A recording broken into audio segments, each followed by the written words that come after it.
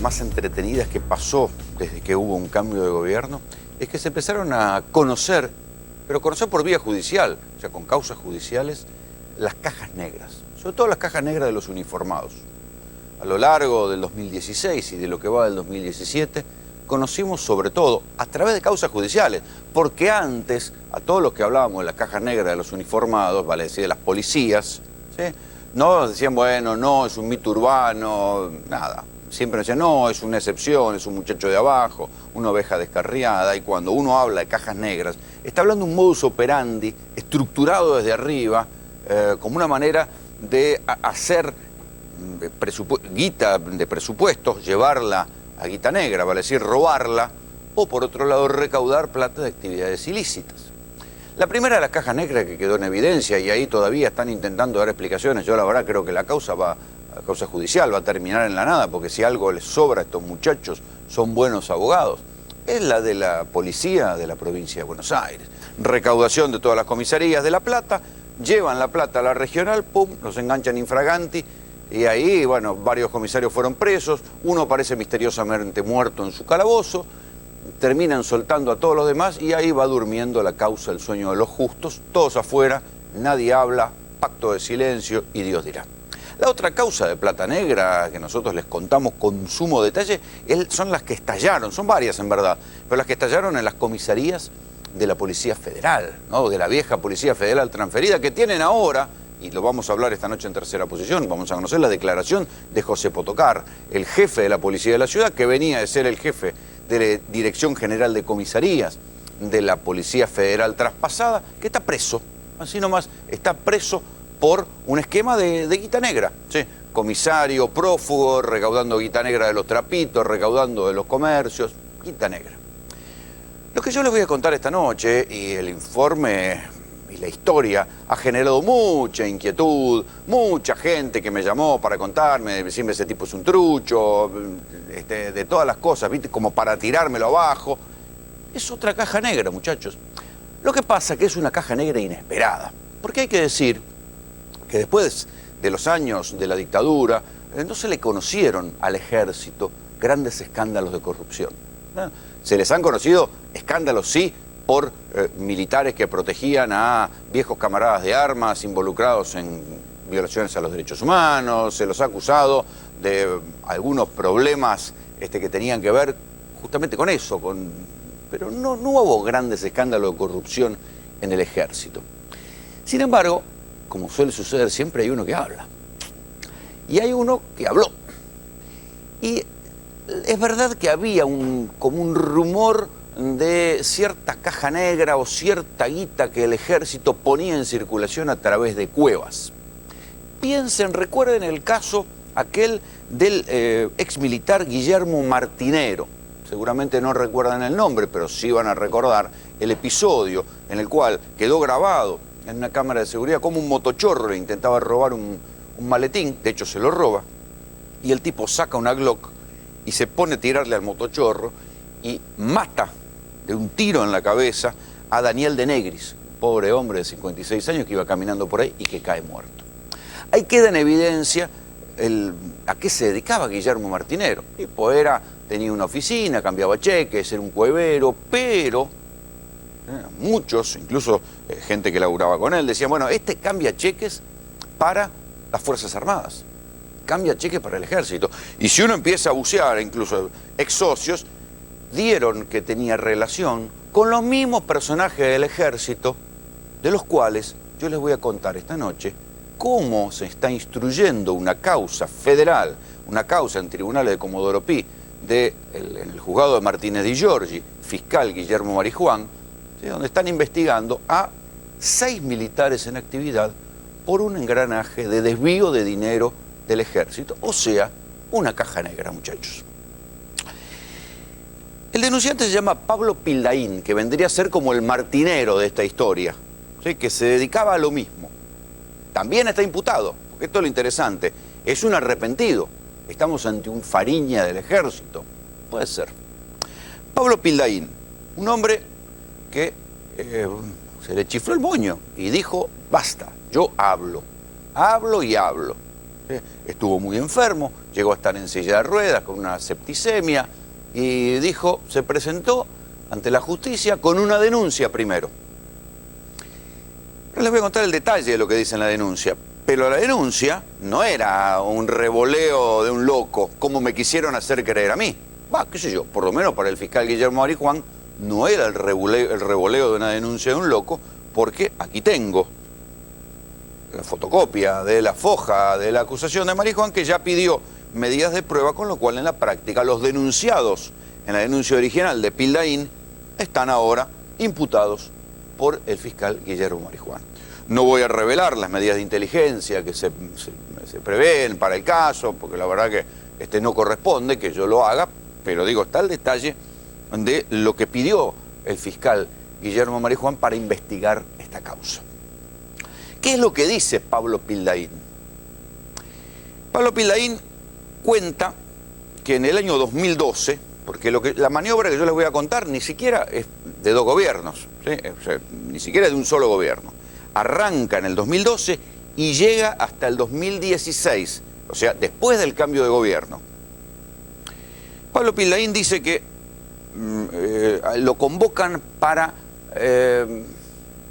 llevar o agarrar cheques del ejército o de proveedores del ejército o de gente que pasaba, o sea, cheques que recibía la Contaduría General del Ejército, llevarlos a una cueva y volver con la plata viva, o sea, plata negra.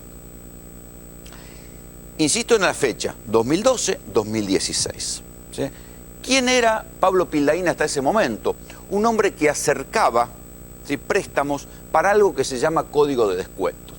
Puede que mucha gente no lo sepa, pero es muy común en los empleados estatales, policiales, provinciales, o sea, los tipos que cobran un sueldo fijo, que pueden endeudarse, ¿sí?, pueden tomar préstamos y se los descuentan directamente de sus haberes antes que cobren. Es un muy buen negocio porque el que presta la plata se garantiza que siempre cobra. Entonces, en el ejército también existe esto que se llama código de descuento. Entonces, un banco le presta plata a un oficial o un suboficial del ejército y se lo descuentan de los haberes. Pablo Pildain era, hasta el año 2012, un señor que acercaba negocios, ¿sí?, préstamos, para que le descontaran después a los efectivos. Una especie de bolsero, como si fuera un corredor de seguros, pero en este caso era de préstamos para el personal del ejército. En el 2012 cuenta que se le acercan primero dos suboficiales, y ahora les empiezo a dar los nombres de los denunciados, que ahora están imputados en la causa federal, que se llaman el sargento Martín Veloso y el mayor Ramiro Pérez. ¿Sí? Y le dicen, escuchen esto, porque si es verdad, acá empieza a tener, además de una dimensión de choreo, de plata, empieza a tener una dimensión política preocupante. Le dicen, el sargento Veloso y el mayor Ramiro Pérez, le dicen a Pablo Pildain, esto es lo que Pildain cuenta en la justicia, dicen, mirá, necesitamos conseguir plata viva para ayudar a nuestros camaradas que están presos acusados de crímenes de lesa humanidad. Entonces uno dice, momento, 2012, estaba allá el general Milani, el mismo que se abrazaba con Eve Bonafini, y había tipos que, con autorización o sin autorización, estaban pidiendo un mecanismo, estaban buscando un mecanismo de plata negra para pagar defensores de juicios de lesa humanidad.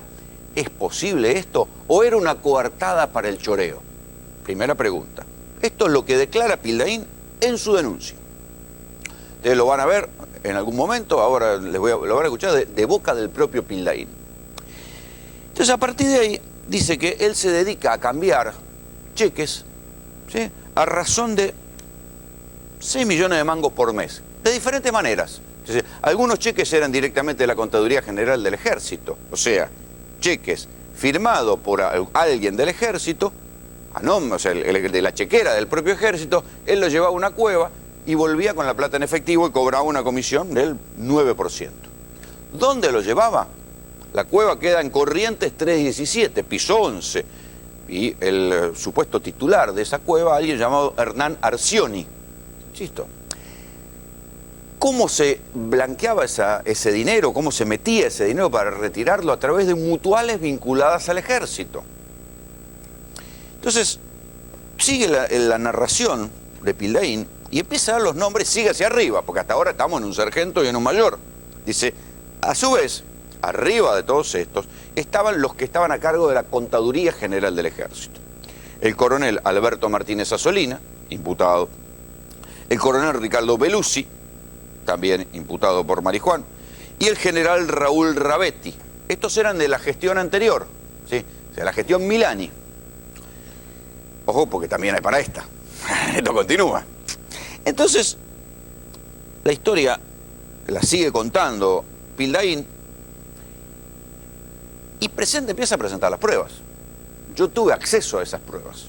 O sea, las pruebas son resúmenes de cuentas de las mutuales, cheques. Él tiene incluso un cheque, o sea, que es un cheque de la Contaduría General del Ejército por alrededor de 200.000 pesos, y dice, ¿cómo este cheque es posible que esté así? Cuando él sale, se levanta de su problema de salud, descubre, incluso además tiene filmaciones de los tipos con él, digo, no es que es un tipo que está fabulando, yo vi la foto, vi las filmaciones, él ahora se ha convertido en una especie de Fariña, porque él dice, sí, se presentó a la justicia, primero se presentó a reclamar relación laboral, raro, como gestor, no le dieron pelota. Después se presentó ante el jefe del ejército, el general Suñer, y el general Suñer le dijo, no, yo lo desconozco y todo lo que hace la contaduría está bien hecho, con lo cual ahora seguramente alguien le va a preguntar al general Suñer qué sabía él de todo esto. ¿Por qué el general Suñer, el actual jefe del ejército, cae en la investigación o cae en la pregunta? ¿Sí? Porque el que luego hereda la Contaduría General del Ejército, que luego es nombrado en la Contaduría General del Ejército, el general Hugo Gargano, también aparece hasta 2016 teniendo vinculación y teniendo trato con Pildain. Fotos, hay fotos de él con Pildain. Esta historia va creciendo, y uno tiene derecho a hacerse algunas preguntas. ¿Qué plata es esta? ¿Estamos simplemente ante un desvío de fondos? Seguramente al final del camino nos van a querer presentar, si Pildain tiene razón, nos van a querer decir que esto es un desvío de fondos. ¿O estamos frente a otra cosa? Y esto es plata de la inteligencia del ejército que se blanquea a través de las cuevas. Y si es plata de la inteligencia del ejército, nos deberían explicar qué carajo se dedica a la inteligencia del ejército, porque uno nunca sabe. ¿Se dedica efectivamente a utilizar la plata del Estado para pagar a los abogados de los crímenes, de los juicios de lesa humanidad? ¿Se dedica a eso? ¿Para eso, a eso se dedicaba en el 2012 la inteligencia del ejército y se sigue dedicando ahora? ¿A qué se dedica la inteligencia del ejército? ¿Por qué hacen estos movimientos de plata del presupuesto oficial que después la terminan llevando a plata negra? ¿Es simplemente un choreo de subalternos o es una recaudación de plata negra para la corona para otros fines? La verdad que la pregunta es inquietante. En cualquier caso, empiecen a escuchar al denunciante, a Pablo Pildain.